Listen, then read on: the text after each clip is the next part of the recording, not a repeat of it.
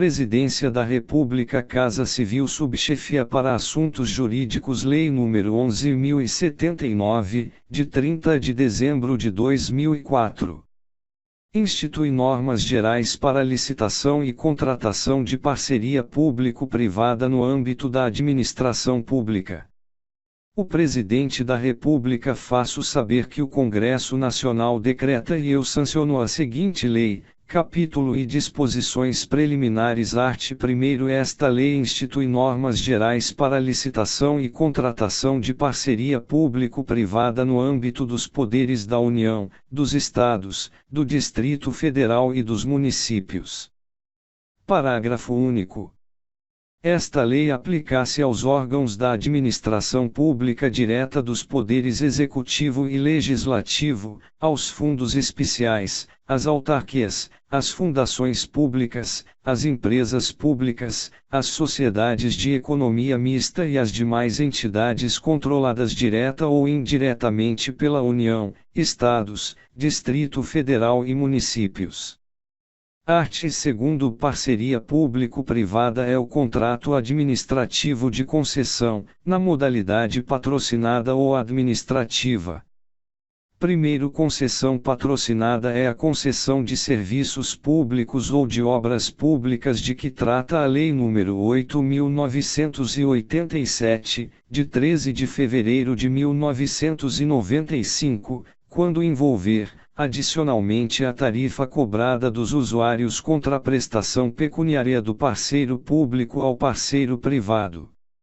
Segundo, concessão administrativa é o contrato de prestação de serviços de que a administração pública seja a usuária direta ou indireta, ainda que envolva execução de obra ou fornecimento e instalação de bem. Terceiro, não constitui parceria público-privada a concessão comum, assim entendida a concessão de serviços públicos ou de obras públicas de que trata a Lei nº 8.987, de 13 de fevereiro de 1995, quando não envolver contraprestação pecuniária do parceiro público ao parceiro privado.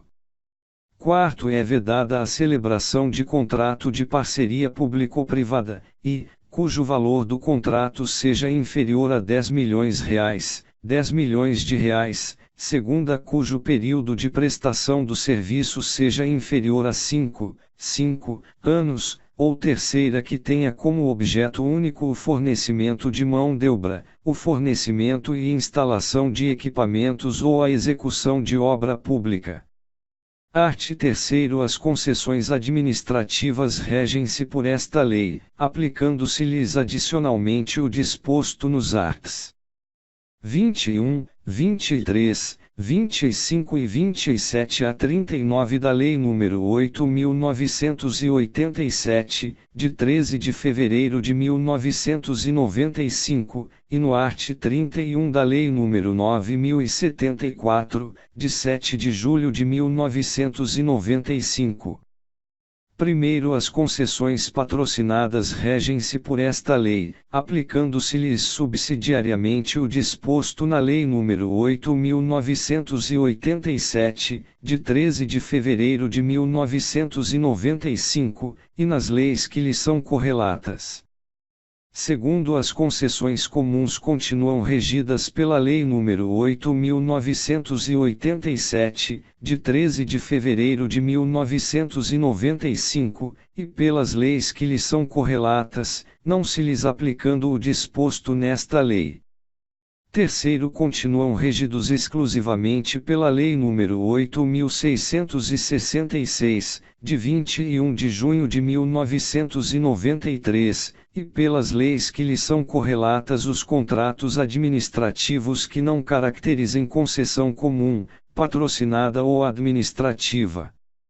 Art. 4º. Na contratação de parceria público-privada serão observadas as seguintes diretrizes, e eficiência no cumprimento das missões de Estado e no emprego dos recursos da sociedade. Segunda, respeito aos interesses e direitos dos destinatários dos serviços e dos entes privados incumbidos da sua execução. Terceira, indelegabilidade das funções de regulação jurisdicional, do exercício do poder de polícia e de outras atividades exclusivas do Estado. Quarta, responsabilidade fiscal na celebração e execução das parcerias, v. transparência dos procedimentos e das decisões. Sexta, repartição objetiva de riscos entre as partes. Sétima, sustentabilidade financeira e vantagens socioeconômicas dos projetos de parceria. Capítulo 2 dos contratos de parceria público-privada. Art. 5º. As cláusulas dos contratos de parceria público-privada atenderão ao disposto no art. 23 da Lei nº 8.987, de 13 de fevereiro de 1995, no que couber, devendo também prever, e o prazo de vigência do contrato, compatível com a amortização dos investimentos realizados, não inferior a 5, nem superior a 35 anos, incluindo eventual prorrogação, segundo as penalidades aplicáveis à administração pública e ao parceiro privado em caso de inadimplemento contratual, fixadas sempre de forma proporcional à gravidade da falta cometida, e às obrigações assumidas. Terceira, a repartição de riscos entre as partes, inclusive os referentes a caso fortuito, força maior, fato do príncipe e alha econômica extraordinária. Quarta, as formas de remuneração e de atualização dos valores contratuais, vê os mecanismos para a preservação da atualidade da prestação dos serviços. Sexta, os fatos que caracterizem a inadimplência pecuniária do parceiro público, os modos e o prazo de regularização e, quando houver, a forma de acionamento da garantia. Sétima, os critérios objetivos de avaliação do desempenho do parceiro privado. Oitava, a prestação, pelo parceiro privado, de garantias de execução suficientes e compatíveis com os ônus e riscos envolvidos, observados os limites dos terceiro e quinto do art. 56 da Lei nº 8.666, de 21 de junho de 1993, e, no que se refere às concessões patrocinadas, o disposto no inciso 15 do art. 18 da Lei nº 8.987, de 13 de fevereiro de 1995, nona, o compartilhamento com a administração pública de ganhos econômicos efetivos do parceiro privado decorrentes da redução do risco de crédito dos financiamentos utilizados pelo parceiro privado, x, a realização de vistoria dos bens reversíveis, podendo o parceiro público reter os pagamentos ao parceiro privado, no valor necessário para reparar as irregularidades eventualmente detectadas. 11. O cronograma e os marcos para o repasse ao parceiro privado das parcelas do aporte de recursos, na fase de investimentos do projeto ou após a disponibilização dos serviços, sempre que verificada a hipótese do segundo do art. 6º desta lei. Primeiro, as cláusulas contratuais de atualização automática de valores baseadas em índices e fórmulas matemáticas, quando houver, serão aplicadas sem necessidade de homologação pela administração pública, exceto se esta publicar, na imprensa oficial, onde houver, até o prazo de 15 dias após a apresentação da fatura, razões fundamentadas nesta lei ou no contrato para a rejeição da atualização.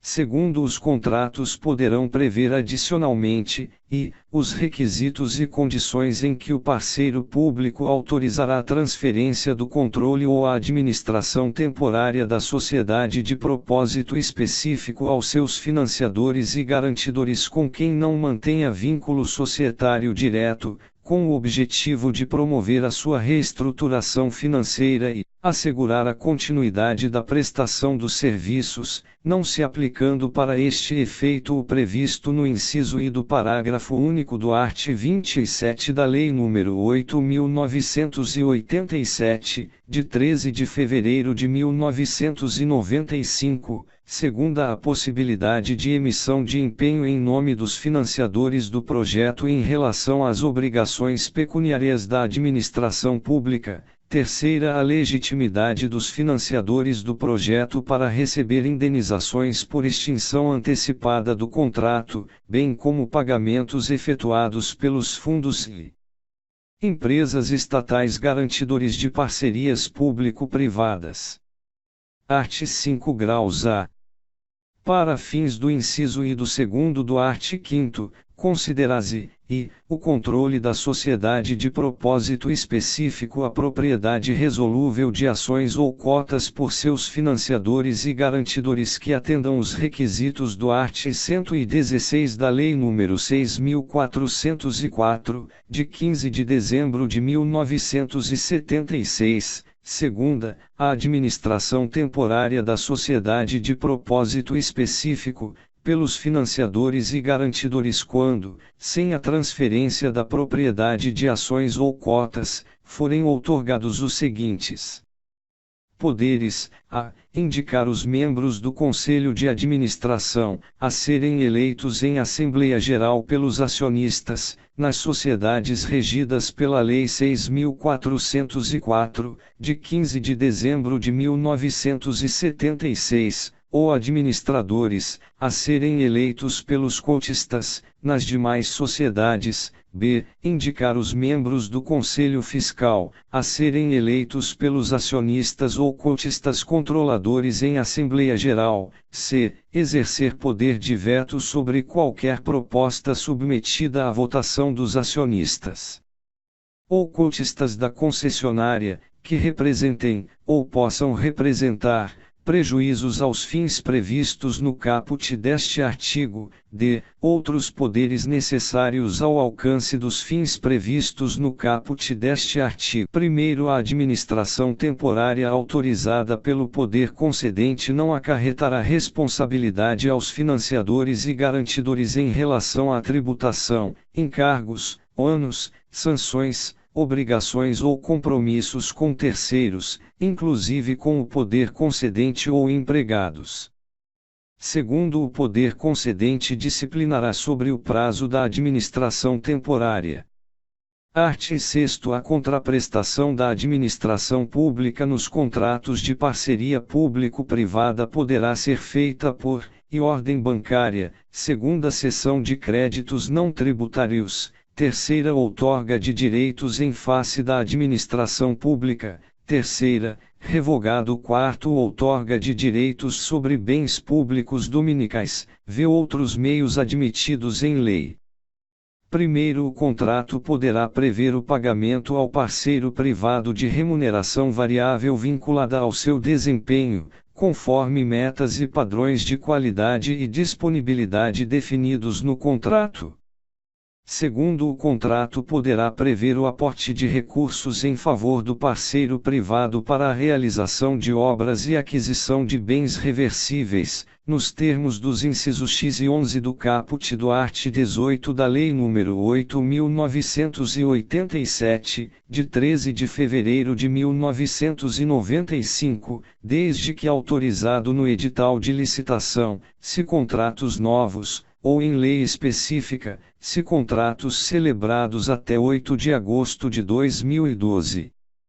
Terceiro, o valor do aporte de recursos realizado nos termos do segundo poderá ser excluído da determinação, e, do lucro líquido para fins de apuração do lucro real e da base de cálculo da contribuição social sobre o lucro líquido, CSLL. E, segunda, da base de cálculo da contribuição para o PIS/PASEP e da contribuição para o financiamento da Seguridade Social, COFINS.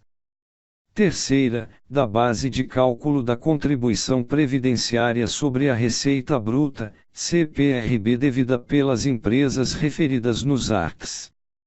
Sétimo e oitavo da Lei nº 12.546, de 14 de dezembro de 2011, a partir de 1º de janeiro de 2015.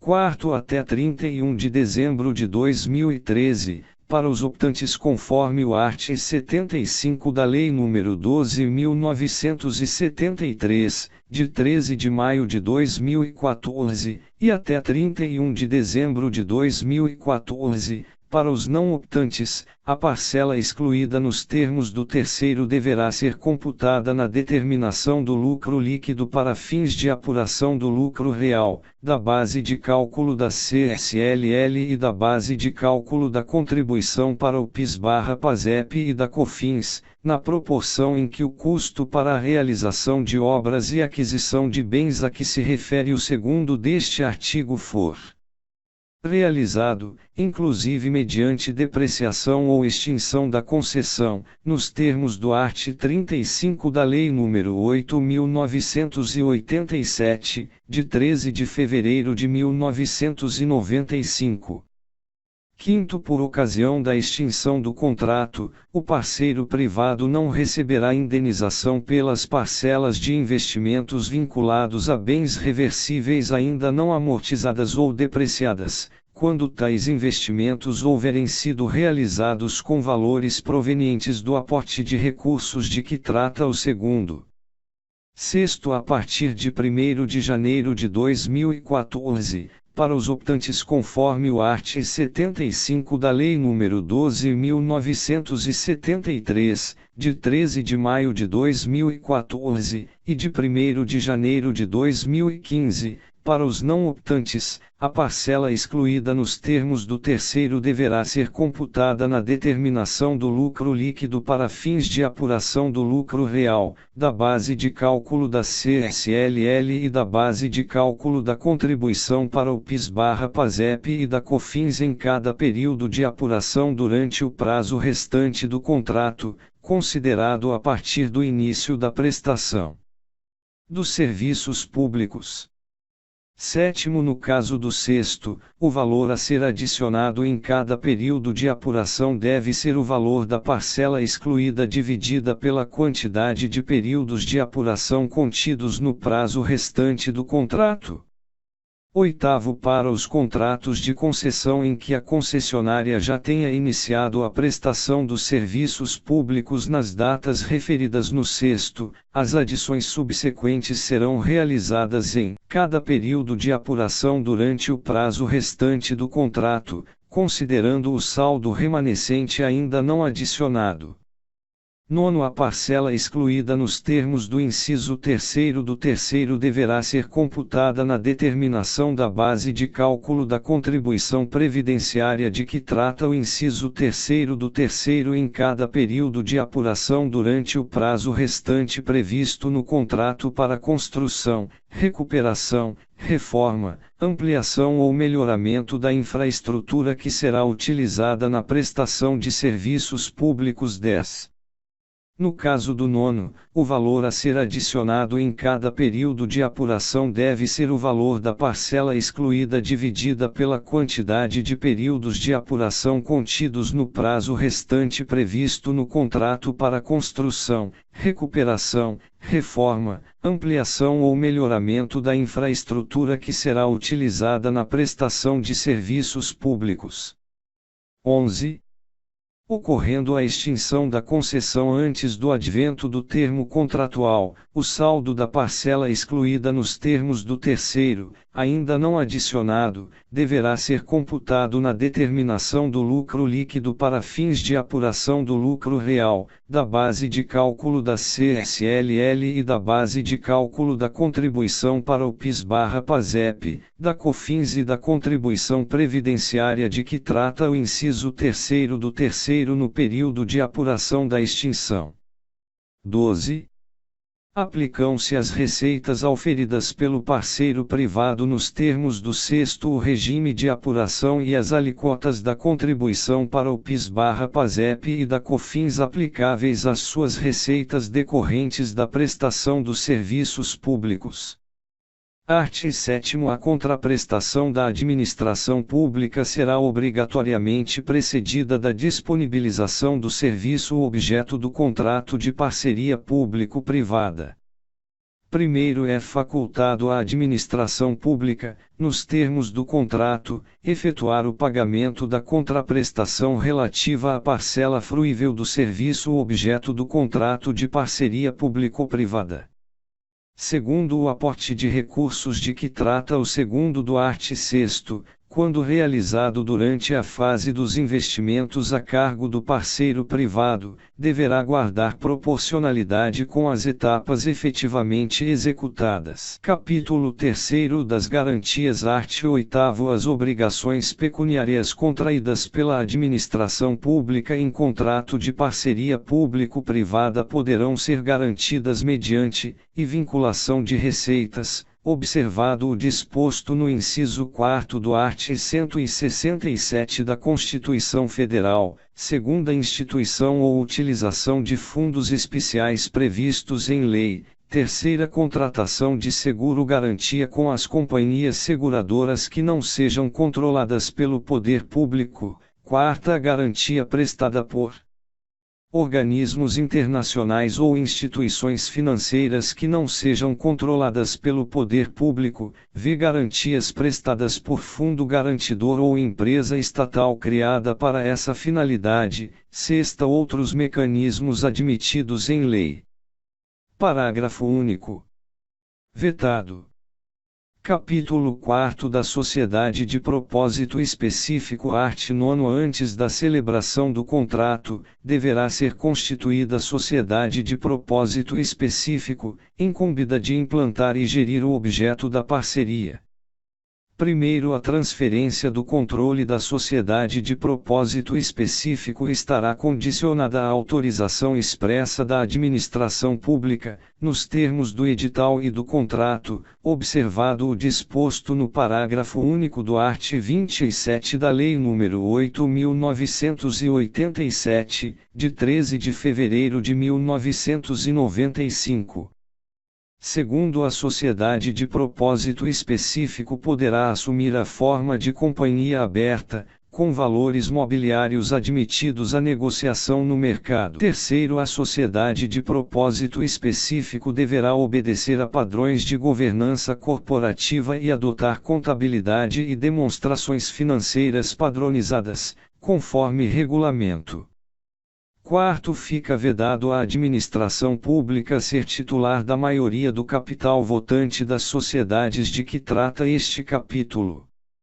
Quinto, a vedação prevista no 4º deste artigo não se aplica à eventual aquisição da maioria do capital votante da sociedade de propósito específico por instituição financeira controlada pelo poder público em caso de inadimplemento de contratos de financiamento. Capítulo V da licitação art. 10.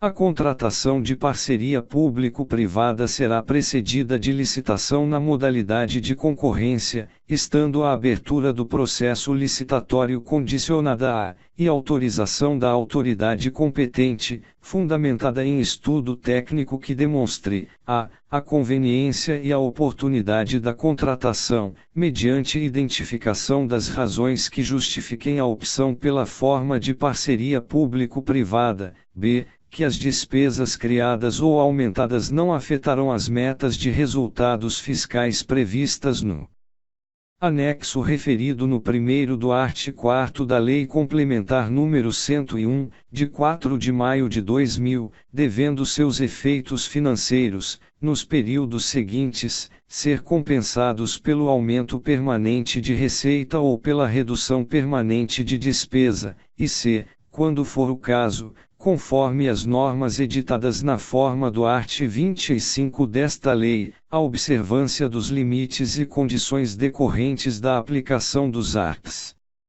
29, 30 e 32 da Lei Complementar nº 101, de 4 de maio de 2000, pelas obrigações contraídas pela administração pública relativas ao objeto do contrato, segundo a elaboração de estimativa do impacto orçamentário financeiro nos exercícios em que deva vigorar o contrato de parceria público-privada. Terceira declaração do ordenador da despesa de que as obrigações contraídas pela administração pública no decorrer do contrato são compatíveis com a Lei de Diretrizes Orçamentárias e estão previstas na Lei Orçamentária Anual. Quarta estimativa do fluxo de recursos públicos suficientes para o cumprimento, durante a vigência do contrato e por exercício financeiro, das obrigações contraídas pela administração pública, vê seu objeto estar previsto no plano plurianual em vigor no âmbito onde o contrato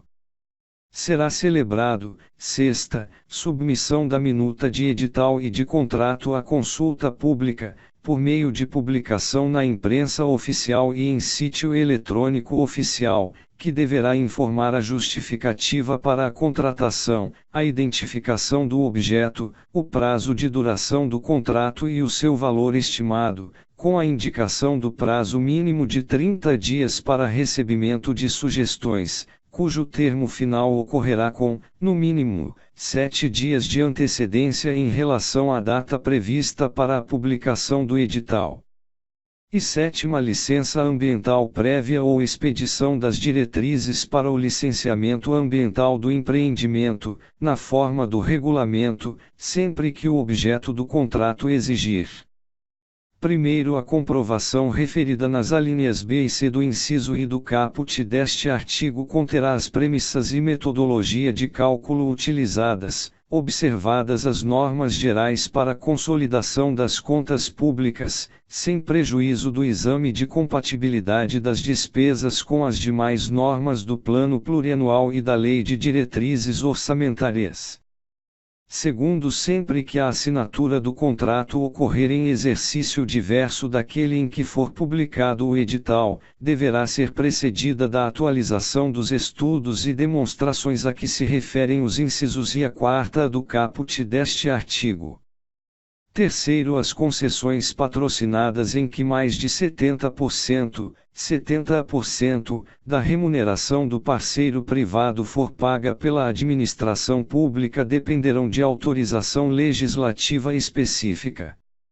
Quarto, os estudos de engenharia para a definição do valor do investimento da PPP deverão ter nível de detalhamento de anteprojeto, e o valor dos investimentos para a definição do preço de referência para a licitação será calculado com base em valores de mercado considerando o custo global de obras semelhantes no Brasil ou no exterior ou com base em sistemas de custos que utilizem como insumo valores de mercado do setor específico do projeto, aferidos, em qualquer caso, mediante orçamento sintético, elaborado por meio de metodologia expedita ou paramétrica.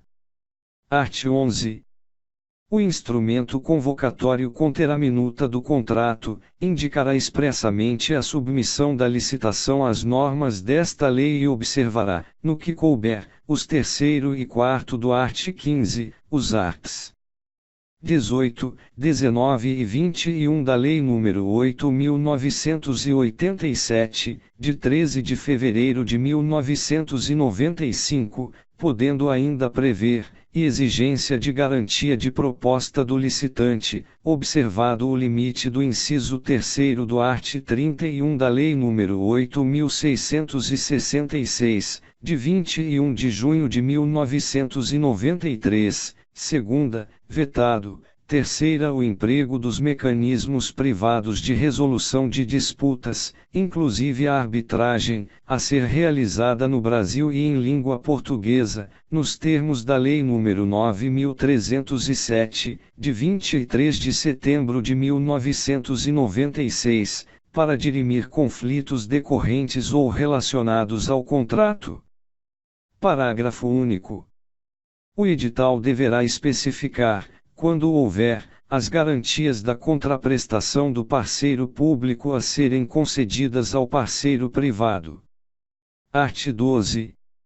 O certame para a contratação de parcerias público-privadas obedecerá ao procedimento previsto na legislação vigente sobre licitações e contratos administrativos e também ao seguinte, e o julgamento poderá ser precedido de etapa de qualificação de propostas técnicas, desclassificando-se os licitantes que não alcançarem a pontuação mínima, os quais não participarão das etapas seguintes. Segunda, o julgamento poderá adotar como critérios, além dos previstos nos incisos I e V do art. 15 da Lei nº 8.987, de 13 de fevereiro de 1995, os seguintes: a. Menor valor da contraprestação a ser paga pela administração pública. B. Melhor proposta em razão da combinação do critério da alínea A com o de melhor técnica, de acordo com os pesos estabelecidos no edital.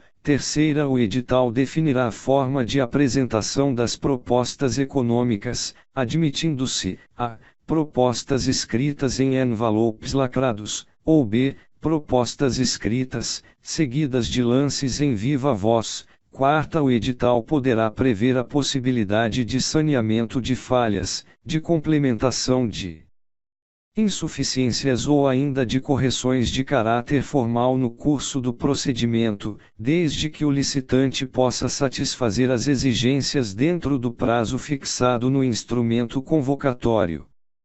Primeiro, na hipótese da alínea B do inciso 3º do caput deste artigo, os lances em viva voz serão sempre oferecidos na ordem inversa da classificação das propostas escritas, sendo vedado ao edital limitar a quantidade de lances. Segunda, o edital poderá restringir a apresentação de lances em viva voz aos licitantes cuja proposta escrita for no máximo 20% maior que o valor da melhor proposta.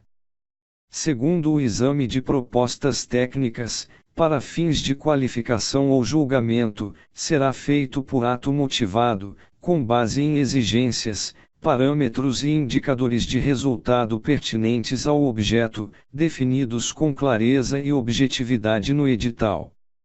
Art. 13. O edital poderá prever a inversão da ordem das fases de habilitação e julgamento, hipótese em que, encerrada a fase de classificação das propostas ou o oferecimento de lances, será aberto o invólucro com os documentos de habilitação do licitante mais bem classificado, para verificação do atendimento das condições fixadas no edital. Segunda, verificado o atendimento das exigências do edital, o licitante será declarado vencedor. Terceira, inabilitado o licitante melhor classificado, serão analisados os documentos habilitatórios do licitante com a proposta classificada em segundo lugar, e assim, sucessivamente, até que um licitante classificado atenda às condições fixadas no edital. Quarta, proclamado o resultado final do certame, o objeto será adjudicado ao vencedor nas condições técnicas e econômicas por ele ofertadas. Capítulo 6. Disposições aplicáveis à União. Art. 14. Será instituído, por decreto, órgão gestor de parcerias público-privadas federais, com competência para, e definir os serviços prioritários para execução no regime de parceria público-privada. Segunda, disciplinar os procedimentos para a celebração desses contratos. Terceira, autorizar a abertura da licitação e aprovar seu edital. Quarta, apreciar os relatórios de execução dos contratos. Primeiro, o órgão mencionado no caput deste artigo será composto por indicação nominal de um representante titular e respectivo suplente de cada um dos seguintes órgãos, e Ministério do Planejamento, Orçamento e Gestão, ao qual cumprirá a tarefa de coordenação das respectivas atividades. Segunda, Ministério da Fazenda. Terceira, Casa Civil da Presidência da República. Segundo, das reuniões do órgão a que se refere o caput deste artigo para examinar projetos de parceria público-privada participará um representante do órgão da administração pública direta cuja área de competência seja pertinente ao objeto do contrato em análise. Terceiro, para a deliberação do órgão gestor sobre a contratação de parceria público-privada, o expediente deverá estar instruído com pronunciamento prévio e fundamentado, e do Ministério do Planejamento, Orçamento e Gestão, sobre o mérito do projeto, segunda do Ministério da Fazenda, quanto à viabilidade da concessão da garantia e à sua forma, relativamente aos riscos para o Tesouro Nacional e ao cumprimento do limite de que trata o art. 22 desta lei. Quarto, para o desempenho de suas funções, o órgão citado no caput deste artigo poderá criar estrutura de apoio técnico com a presença de representantes de instituições públicas. Quinto, o órgão de que trata o caput deste artigo remeterá ao Congresso Nacional e ao Tribunal de Contas da União, com periodicidade anual, relatórios de desempenho dos contratos de parceria público-privada. Sexto, para fins do atendimento do disposto no inciso V do art. 4º desta lei, ressalvadas as informações classificadas como sigilosas, os relatórios de que trata o 5º deste artigo serão disponibilizados ao público, por meio de rede pública de transmissão de dados. Art. 14. A Câmara dos Deputados e o Senado Federal, por meio de atos das respectivas mesas, poderão dispor sobre a matéria de que trata o art. 14 no caso de parcerias público-privadas por eles realizadas, mantida a competência do Ministério da Fazenda descrita no inciso 2º do 3º do referido artigo. Art. 15. Compete aos ministérios e às agências reguladoras, nas suas respectivas áreas de competência, submeter o edital de licitação ao órgão gestor, proceder à licitação, acompanhar e fiscalizar os contratos de parceria público-privada. Parágrafo único. Os ministérios e agências reguladoras encaminharão ao órgão a que se refere o caput do art. 14 desta lei, com periodicidade semestral, relatórios circunstanciados acerca da execução dos contratos de parceria público-privada, na forma definida em regulamento. Art. 16. Ficam a União, seus fundos especiais, suas autarquias, suas fundações públicas e suas empresas estatais dependentes autorizadas a participar, no limite global de R$ 6 bilhões, em Fundo Garantidor de Parcerias Público-Privadas, FGP, que terá por finalidade prestar garantia de pagamento de obrigações pecuniárias assumidas pelos parceiros públicos federais, distritais, estaduais ou municipais em virtude das parcerias de que trata esta lei. Primeiro, o FGP terá natureza privada e patrimônio próprio separado do patrimônio dos cotistas, e será sujeito a direitos e obrigações próprios.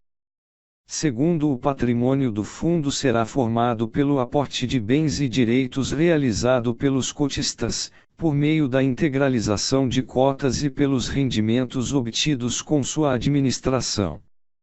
Terceiro, os bens e direitos transferidos ao fundo serão avaliados por empresa especializada, que deverá apresentar laudo fundamentado, com indicação dos critérios de avaliação adotados e instruído com os documentos relativos aos bens avaliados. Quarto, a integralização das cotas poderá ser realizada em dinheiro, títulos da dívida pública, bens imóveis dominicais, bens móveis, inclusive ações de sociedade de economia mista federal excedentes ao necessário para manutenção de seu controle pela União, ou outros direitos com valor patrimonial. Quinto, o FGP responderá por suas obrigações com os bens e direitos integrantes de seu patrimônio, não respondendo os cotistas por qualquer obrigação do fundo, salvo pela integralização das cotas que subscreverem. Sexto, a integralização com bens a que se refere o quarto deste artigo será feita independentemente de licitação, mediante prévia avaliação e autorização específica do Presidente da República, por proposta do Ministro da Fazenda. Sétimo, o aporte de bens de uso especial ou de uso comum no FGP será condicionado à sua desafetação de forma individualizada. Oitavo, a capitalização do FGP, quando realizada por meio de recursos orçamentários, dar-se-á por ação orçamentária específica para esta finalidade, no âmbito de encargos financeiros da União. Nono, vetado. Art. 17. O FGP será criado, administrado, gerido e representado judicial e extrajudicialmente por instituição financeira controlada, direta ou indiretamente, pela União, com observância das normas a que se refere o inciso XXI do art. 4º da Lei nº 4.595, de 31 de dezembro de 1964. Primeiro, o Estatuto e o Regulamento do FGP serão aprovados em Assembleia dos Cotistas. Segundo, a representação da União na Assembleia dos Cotistas dar-se-á na forma do inciso V do art. 10 do Decreto-Lei nº 147, de 3 de fevereiro de 1967. Terceiro, caberá à instituição financeira deliberar sobre a gestão e alienação dos bens e direitos do FGP, zelando pela manutenção de sua rentabilidade e liquidez. Art. 18. O Estatuto e o Regulamento do FGP devem deliberar sobre a política de concessão de garantias, inclusive no que se refere à relação entre ativos e passivos do fundo. Primeiro, a garantia será prestada na forma aprovada pela Assembleia dos Cotistas, nas seguintes modalidades: e fiança, sem benefício de ordem para o fiador; segunda, penhor de bens móveis ou de direitos integrantes do patrimônio do FGP, sem transferência da posse da coisa empenhada antes da execução da garantia; terceira, hipoteca de bens imóveis do patrimônio do FGP; quarta, alienação fiduciária, permanecendo a posse direta dos bens com o FGP ou com agente fiduciário por ele contratado antes da execução da garantia; vê outros contratos que produzam efeito de garantia, desde que não transfiram a titularidade ou posse direta dos bens ao parceiro privado antes da execução da garantia; sexta, garantia, real ou pessoal, vinculada a um patrimônio de afetação constituído em decorrência da separação de bens e direitos pertencentes ao FGP. Segundo, o FGP poderá prestar contra-garantias a seguradoras, instituições financeiras e organismos internacionais que garantirem o cumprimento das obrigações pecuniárias dos cotistas em contratos de parceria público-privadas. Terceiro, a quitação pelo parceiro público de cada parcela de débito garantido pelo FGP importará exoneração proporcional da garantia. Quarto, o FGP poderá prestar garantia mediante contratação de instrumentos disponíveis em mercado, inclusive para complementação das modalidades previstas no primeiro. Quinto, o parceiro privado poderá acionar o FGP nos casos de crédito líquido e certo, constante de título exigível aceito e não pago pelo parceiro público após 15 dias contados da data de vencimento, e segunda, débitos constantes de faturas emitidas e não aceitas pelo parceiro público após 45 dias contados da data de vencimento, desde que não tenha havido rejeição expressa por ato motivado. Sexto, a quitação de débito pelo FGP importará sua subrogação nos direitos do parceiro privado. Sétimo, em caso de inadimplemento, os bens e direitos do fundo poderão ser objeto de constrição judicial e alienação para satisfazer as obrigações garantidas. Oitavo, o FGP poderá usar parcela da cota da União para prestar garantia aos seus fundos especiais, às suas autarquias, às suas fundações públicas e às suas empresas estatais dependentes. Nono, o FGP é obrigado a honrar faturas aceitas e não pagas pelo parceiro público. 10. O FGP é proibido de pagar faturas rejeitadas expressamente por ato motivado. 11. O parceiro público deverá informar o FGP sobre qualquer fatura rejeitada e sobre os motivos da rejeição no prazo de 40 dias contado da data de vencimento. 12. A ausência de aceite ou rejeição expressa de fatura por parte do parceiro público no prazo de 40 dias contado da data de vencimento implicará aceitação tácita. 13. O agente público que contribuir por ação ou omissão para a aceitação tácita de que trata o 12 ou que rejeitar fatura sem motivação será responsabilizado pelos danos que causar, em conformidade com a legislação civil, administrativa e penal em vigor. Art. 19. O FGP não pagará rendimentos a seus cotistas, assegurando-se a qualquer deles o direito de requerer o resgate total ou parcial de suas cotas, correspondente ao patrimônio ainda não utilizado para a concessão de garantias, fazendo-se a liquidação com base na situação patrimonial do fundo. Art. 20. A dissolução do FGP, deliberada pela Assembleia dos Cotistas, ficará condicionada à prévia quitação da totalidade dos débitos garantidos ou liberação das garantias pelos credores. Parágrafo único. Dissolvido o FGP, o seu patrimônio será rateado entre os cotistas, com base na situação patrimonial à data da dissolução. Art. 21. É facultada a constituição de patrimônio de afetação que não se comunicará com o restante do patrimônio do FGP, ficando vinculado exclusivamente à garantia em virtude da qual tiver sido constituído, não podendo ser objeto de penhora, arresto, sequestro, busca e apreensão ou qualquer ato de constrição judicial decorrente de outras obrigações do FGP. Parágrafo único. A constituição do patrimônio de afetação será feita por registro em cartório de registro de títulos e documentos ou, no caso de bem imóvel, no cartório de registro imobiliário correspondente. Art. 22.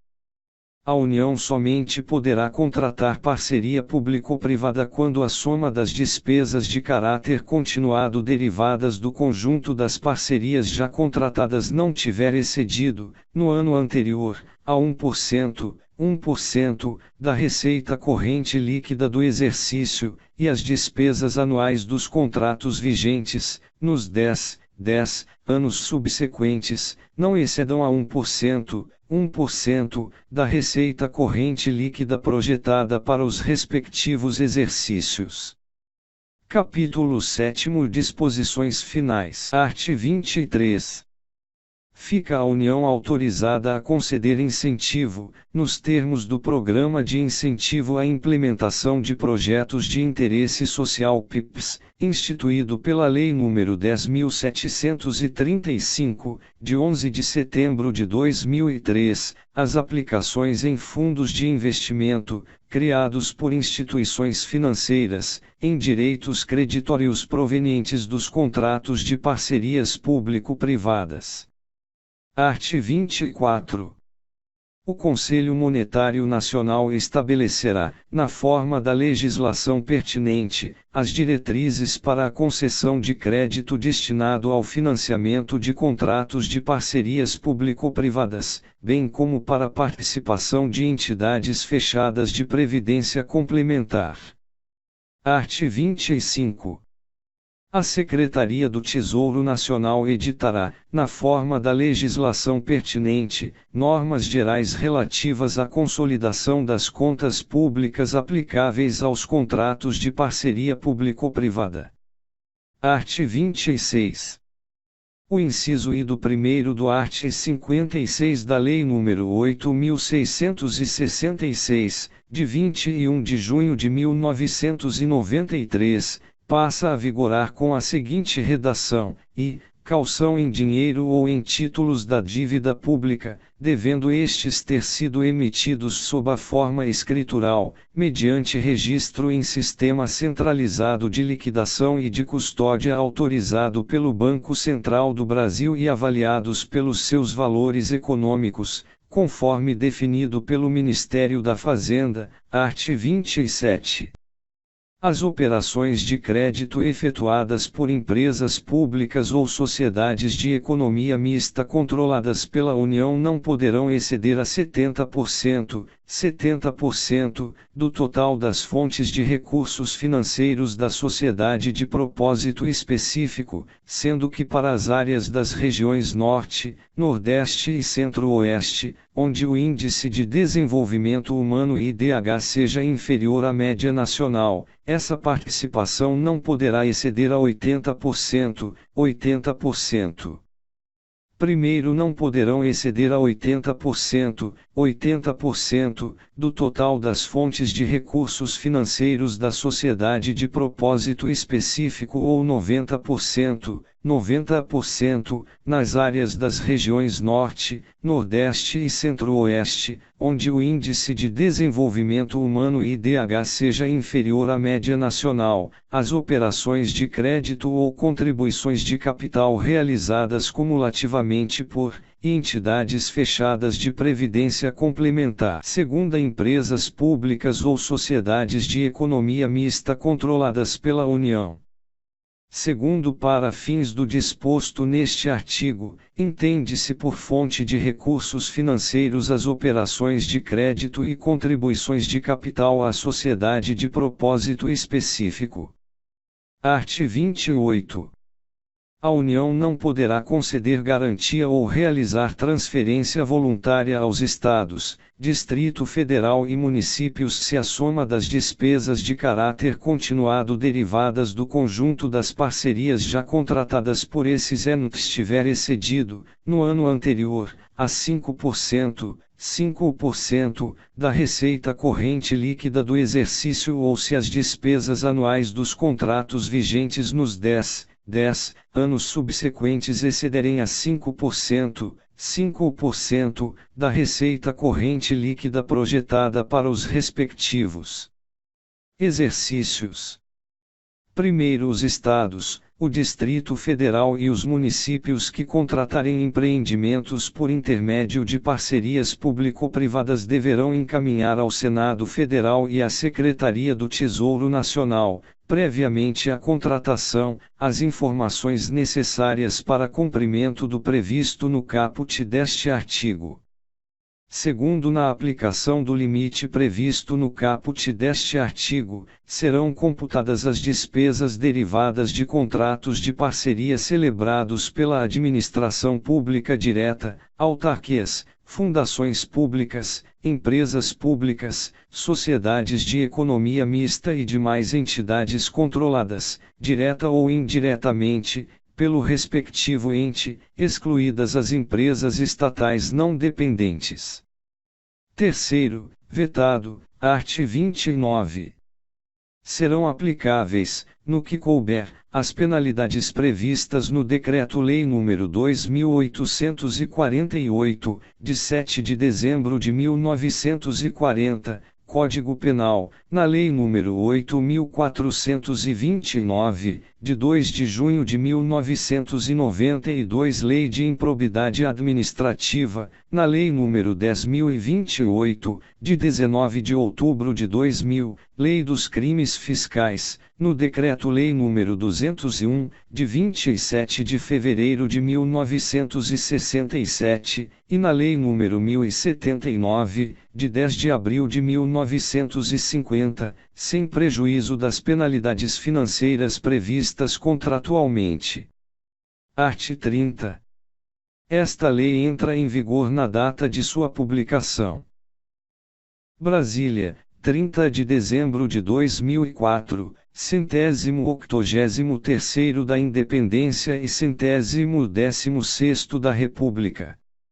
Luiz Inácio Lula da Silva Bernard Ep Nelson Machado. Este texto não substitui o publicado no DOU de 31 de dezembro de 2004.